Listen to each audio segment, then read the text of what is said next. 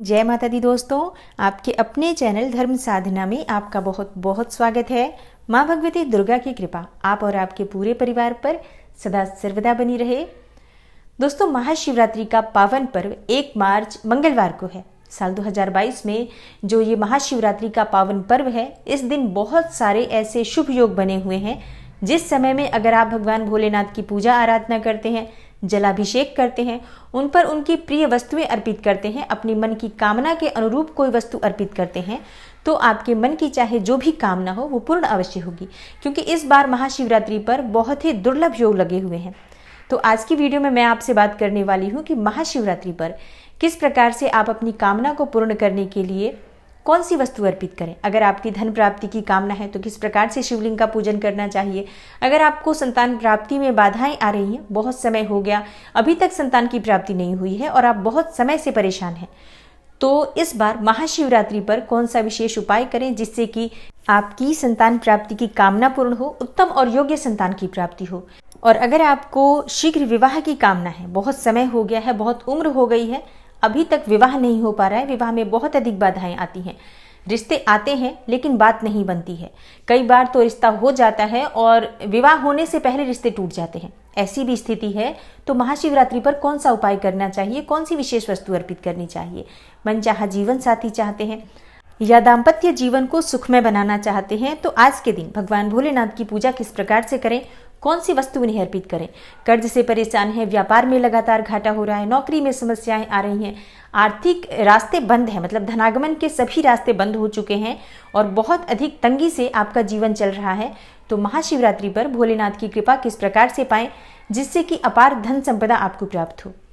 इस शुभ योग में हमें कौन से विशेष उपाय करने चाहिए, ये संपूर्ण जानकारी आपको शेयर करने वाली हूँ और कौन से शुभ योग लग रहे हैं इसके बारे में भी बात करेंगे। तो वीडियो को पूरा ज़रूर देखिए और अगर आपको आज की वीडियो अच्छी लगे तो लाइक भी ज़रूर कीजिए, शेयर कीजिए फैमिली फ्रेंड्स के साथ। और चैनल पर पहली बार आए हैं, अगर अभी तक आपने चैनल को सब्सक्राइब नहीं किया है तो आज की वीडियो अगर आपको अच्छी लगे तो चैनल को सब्सक्राइब ज़रूर कर लीजिए और बेल बटन को भी प्रेस कर लीजिए। इससे ये होगा कि इस चैनल पर जो नई वीडियो अपलोड होंगी उनकी नोटिफिकेशन आपको सही समय पर प्राप्त हो जाएगी।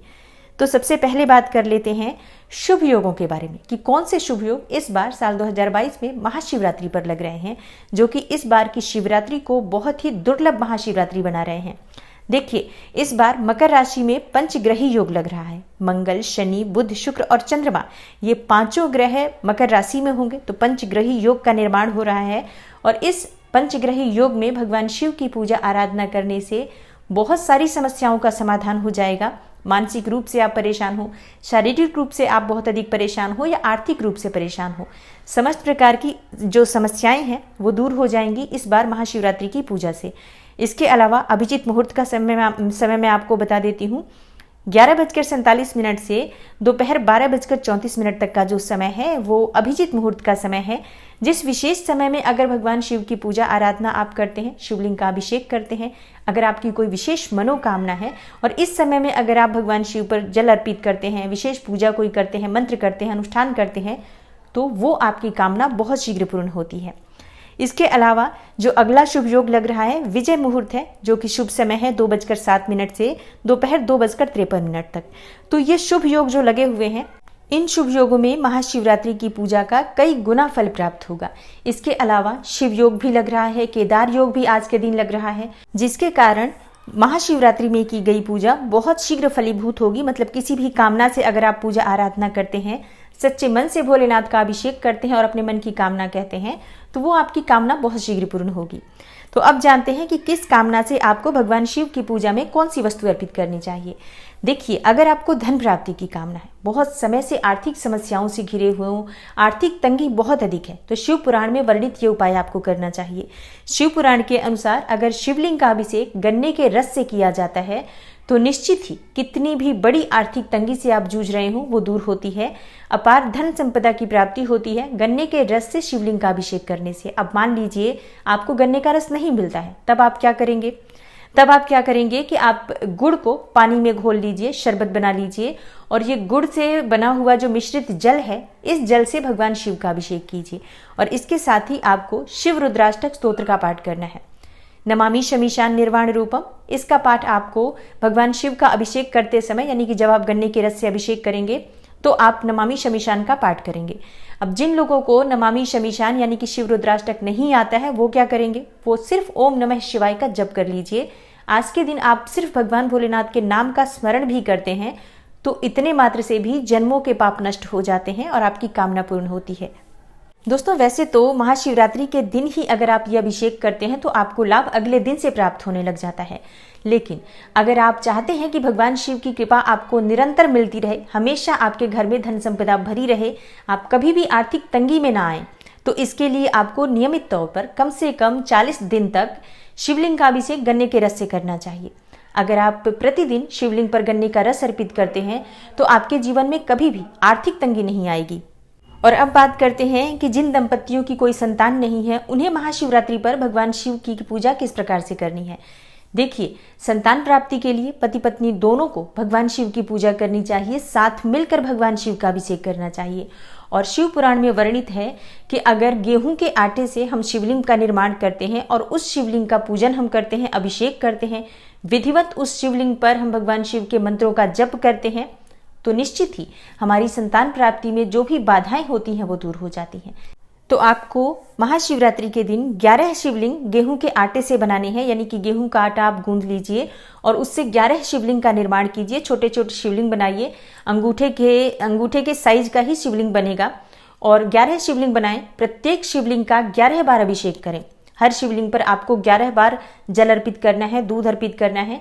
आप चाहें तो पंचामृत से भी अभिषेक कर सकते हैं, लेकिन शास्त्रों के अनुसार, शिवपुराण के अनुसार संतान प्राप्ति में आ रही बाधाओं को दूर करने के लिए गाय का कच्चा दूध शिवलिंग पर अर्पित करना चाहिए।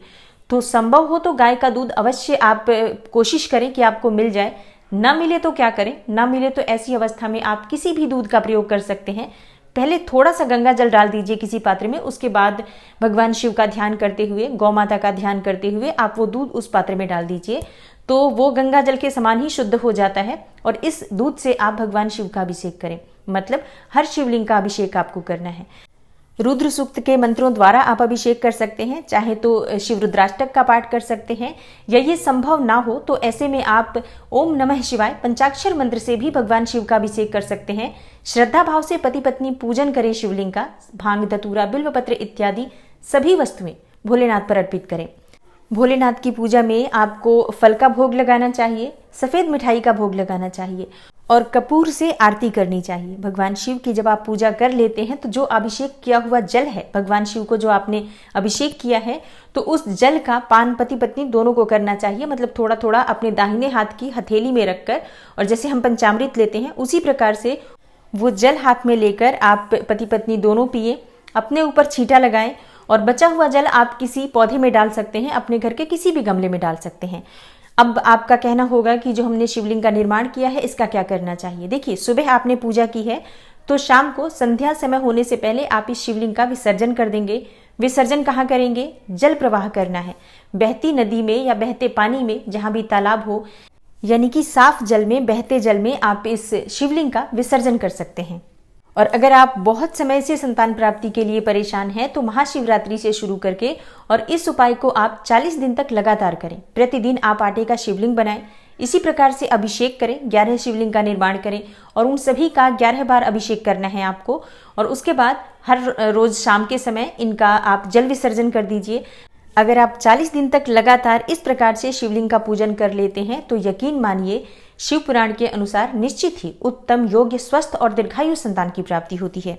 और अब बात करते हैं शीघ्र विवाह के लिए, मनचाहे जीवन साथी के लिए और दाम्पत्य जीवन को सुखमय बनाने के लिए क्या करना चाहिए।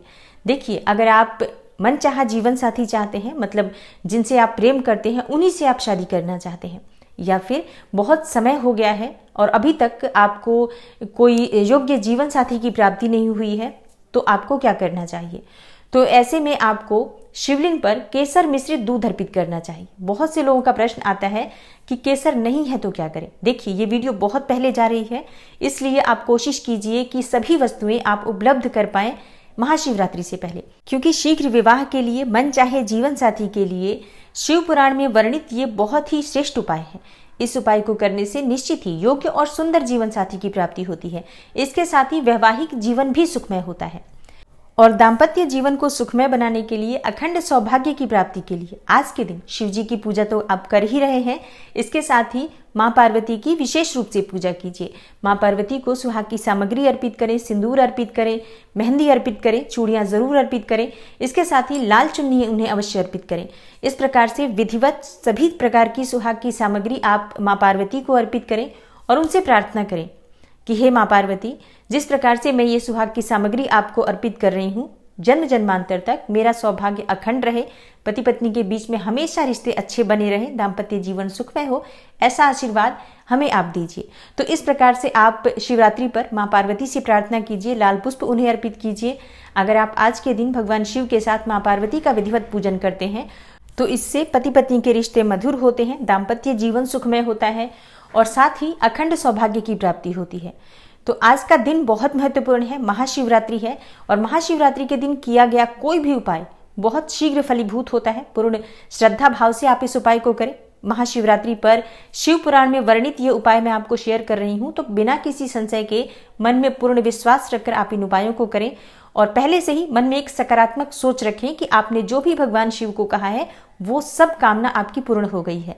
अगर हम अच्छी सोच रखते हैं, मतलब जो हम चाहते हैं, अगर हम वैसा ही सोचने लग जाते हैं, उसी चीज पर हम अपना ध्यान रखते हैं, कुछ भी नेगेटिव नहीं सोचते हैं, तो निश्चित ही हमारे जीवन में जो परेशानियां हैं वो दूर होती हैं और अपने आप ही सब कुछ अच्छा होने लग जाता है।